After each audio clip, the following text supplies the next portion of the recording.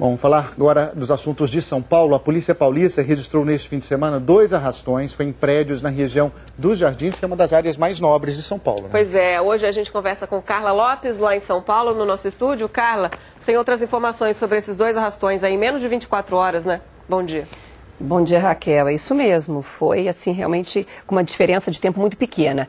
Foi neste final de semana e foi um final de semana tenso. Um assalto aconteceu ontem, o outro no sábado. E a maneira de agir dos criminosos foi muito parecida. Eles usaram carros clonados e com vidros escuros para confundir os porteiros, que liberaram a entrada.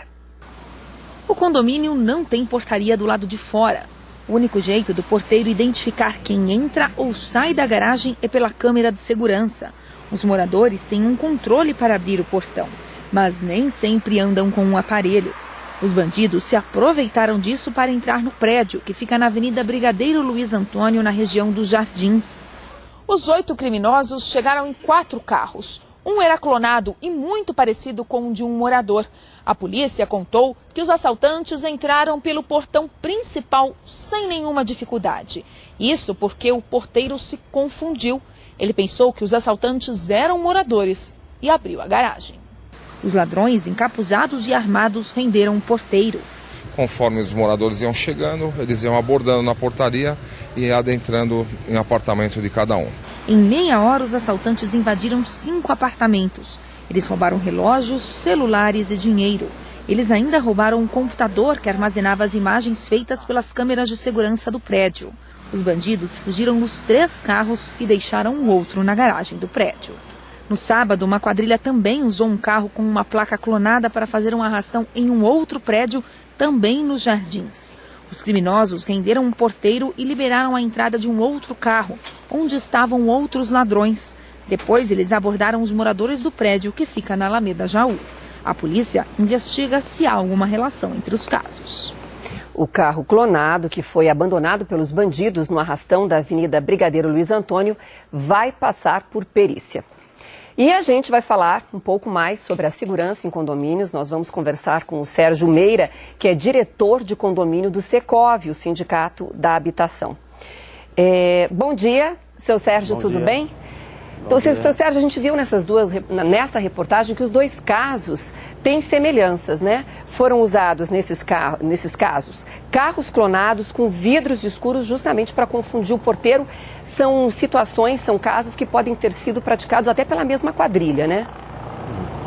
90% dos casos que acontecem em roubo a condomínios, os bandidos entram pela porta da frente, exatamente usando ou a boa-fé, o despreparo dos funcionários e também o descuido dos moradores. Nesse caso específico dos 2 últimos assaltos, carro clonado é uma forma de enganar o morador e o porteiro.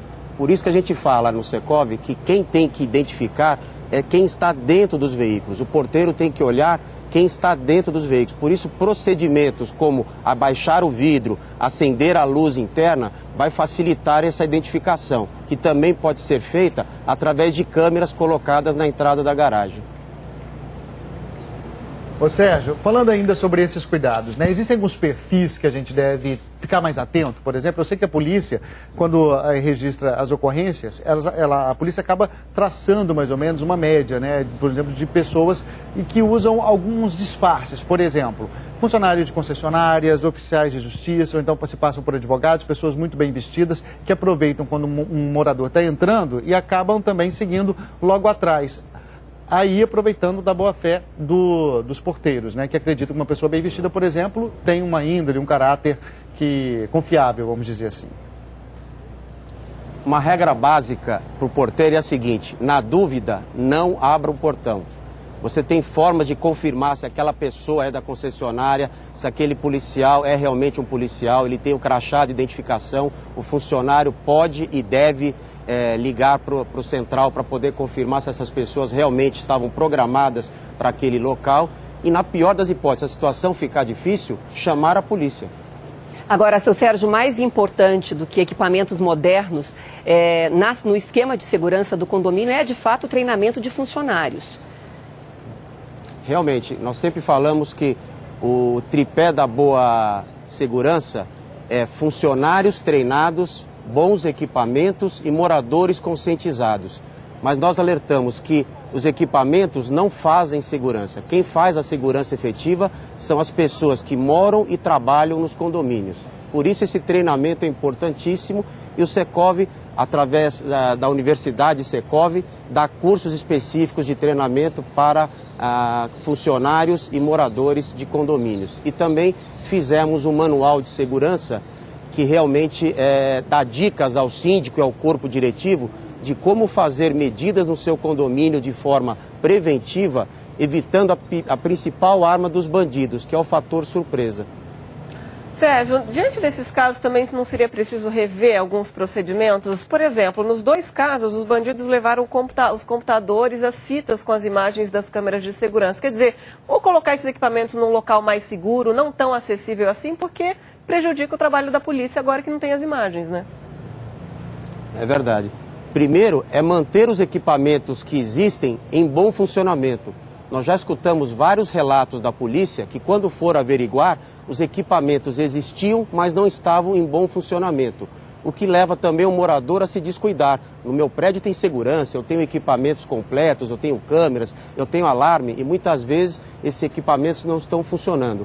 No caso específico da gravação, hoje em dia os equipamentos estão ficando mais baratos, permitindo que o maior número possível de condomínios tenham esse equipamento também gravado fora do local da guarita, ou num prédio, num ponto escondido, ou nas nuvens, como se fala hoje em dia, fora do ambiente do prédio.